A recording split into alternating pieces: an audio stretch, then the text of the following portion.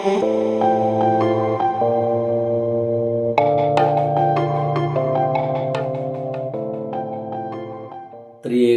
ദൈവത്തിന് മഹത്വം ഉണ്ടായിരിക്കട്ടെ. വീണ്ടും പ്രഭാതത്തിലേക്ക് അവർക്കും സ്വാഗതം. ലൂക്കോസിൻ്റെ സുവിശേഷം 14-ാം അധ്യായം അതിൻ്റെ 18-ാം വാക്യം. എല്ലാവരും ഒരുപോലെ ഒഴിവുകഴിവ് പറഞ്ഞു തുടങ്ങി. എല്ലാവരും ഓരോ തടസ്സങ്ങൾ പറഞ്ഞ് ഒഴിവുകഴിവുകൾ പറഞ്ഞു തുടങ്ങി. അത് പോയില്ല. ഒരു യജമാനൻ, ഒരു മനുഷ്യൻ വലിയൊരു സദ്യ ഒരുക്കിയിട്ട് എല്ലാവരെയും ക്ഷണിക്കുകയാണ്, വന്ന് കഴിക്കണം. അപ്പം ആരും വരുന്നില്ല. ഓരോരുത്തരും എന്നിട്ട് അവരുടെ ദാസനെ, ആ മനുഷ്യൻ്റെ ദാസനെ വിളിച്ചും ക്ഷണിക്കുകയാണ്. എന്നിട്ടും ആർക്കും വരാൻ കഴിയുന്നില്ല. ഒരാൾ പറയാണ്, ഞാൻ റിയൽ എസ്റ്റേറ്റുകാരനാണ്, ഞാൻ ഒരു വസ്തു നോക്കിയിട്ടുണ്ട്, അത് പോയി നോക്കണം, അതിൻ്റെ വിലയൊക്കെ ഒന്ന് ചെയ്യിക്കണം, അത് നോക്കാൻ പോവുകയാണ്. വേറൊരാളെ വിളിച്ച് പറയുകയാണ്, ഞാനാണെങ്കിൽ ഒരു കാളകളെ നോക്കാൻ പോകണം. വേറൊരാൾ പറയുകയാണ്, ഞാൻ വയലിൽ പോകണം, കൃഷി ചെയ്യണം. വേറൊരാൾ പറയുകയാണ്, ഞാൻ വിവാഹം കഴിച്ചിരിക്കുന്നു. ഇങ്ങനെ ഓരോരുത്തർക്കും സമയമില്ല. ആ മനുഷ്യൻ ആ വലിയൊരു സദ്യ, നല്ല സദ്യ അവർ ഒരുക്കി, അവർക്ക് ഇഷ്ടപ്പെട്ട സാധനമൊക്കെ, ആഹാരമൊക്കെ ഒരുക്കി വിളിക്കുകയാണ്, എല്ലാവരും ക്ഷണിക്കുക, വന്ന് കഴിക്കാൻ. ആർക്കും സമയമില്ല.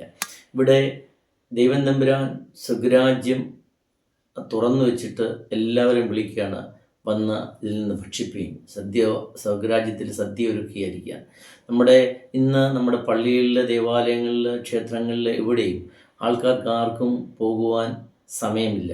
അവർക്ക് ഞായറാഴ്ചകളിൽ പോലും അവർക്ക് സമയമില്ലാതെ ഓരോരോ കാര്യങ്ങളിൽ, അവരുടെ ഈ ലോക ജീവിതകാര്യങ്ങളിൽ വ്യാപരിക്കുകയാണ്.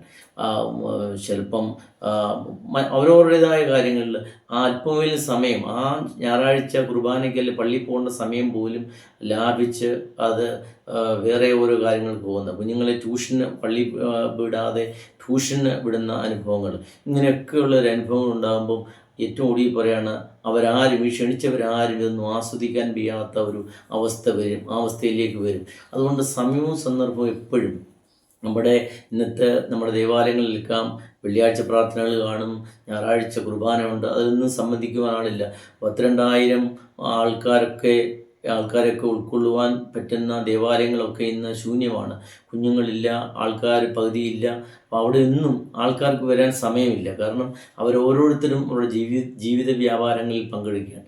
ഇങ്ങനെ പോകുമ്പോൾ നമ്മൾ ഓർക്കേണ്ട ഒരു കാര്യം, അങ്ങനെ ഒരു ദിവസങ്ങൾ വരും. നമുക്കറിയാം, കഴിഞ്ഞ 2019 ആ 21 കാലം വരെയും നമുക്ക് ആ 2-3 കൊല്ലം വളരെ ആഗ്രഹിക്കുകയാണ്. നമ്മൾ സമയം കിട്ടപ്പോഴൊന്നും പള്ളിയിൽ പോയിട്ടില്ല, പക്ഷേ ദേവാലയങ്ങളിൽ പോയിട്ടില്ല.